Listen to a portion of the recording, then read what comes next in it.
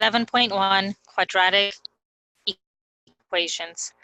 So this first example, we want to solve this quadratic equation, c squared minus 8 equals 0, and we want to use the principle of square roots.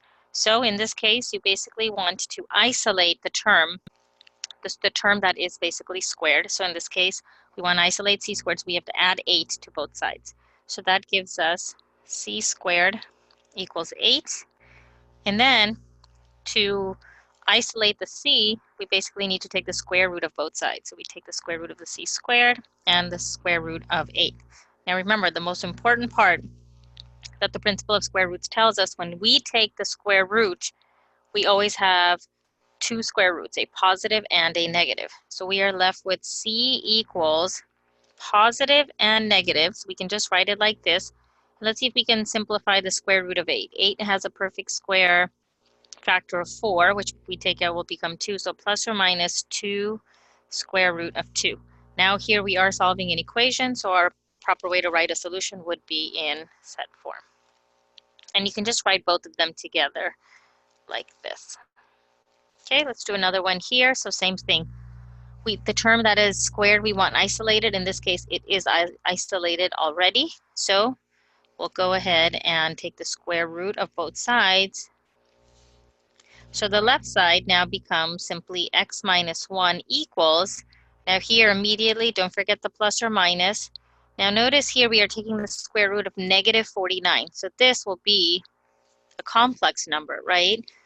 We will have an imaginary number, so this will be plus or minus 7i. Now we just want to add 1 to both sides, leaving us with x equals 1. It'll be positive 1 when we add it to this side, plus or minus 7i. Now we can write this separately, so let me just show you what that looks like. So that would mean our first answer is 1 plus 7i, and our second one is 1 minus 7i. But because these are not like terms, since these are complex numbers, we don't have to separate them. We could just write it like this. And remember, anytime your answer is complex, it must be in standard form, meaning you want the real part first, the imaginary part second. So that's why I didn't add 1 and put it to the right side. We always want to put it in front. So here our solution set will be the numbers 1 plus or minus 7i. Okay, so now completing the square. So completing the square, very important. So in order to complete the square, if you've gone through the directions, if we basically had a coefficient to our squared term, our quadratic term here, we would go ahead and divide it out, but in this case we're okay. And we want to isolate the constant, which already is done. So now we have to go ahead and find the coefficient of our linear term, the term that's multiplied by x, which is 8. Okay, and what do we do with that? You always do, so we have to identify that's our b value. So we go ahead and divide that by 2. And don't forget the sign, in this case it's positive. And then we square that. So that gives us 4 squared, which is 16. What do we do with that 16?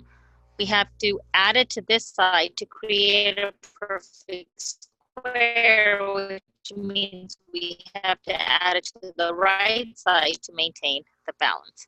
So let x squared plus 8x plus 16 equals 9 plus 16. So you can see in orange how we added 16 to both sides.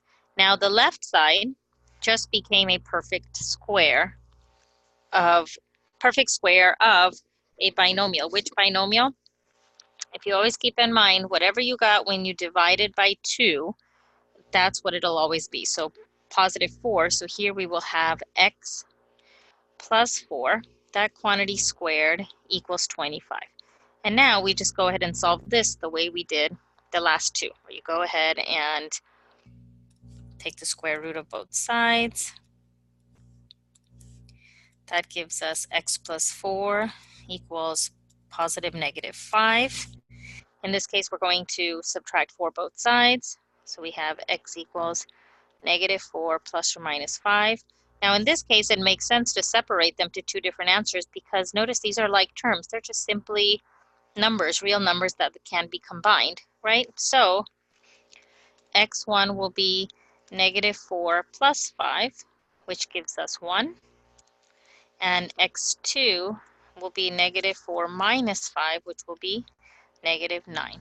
So our two solutions here are 1 and -9.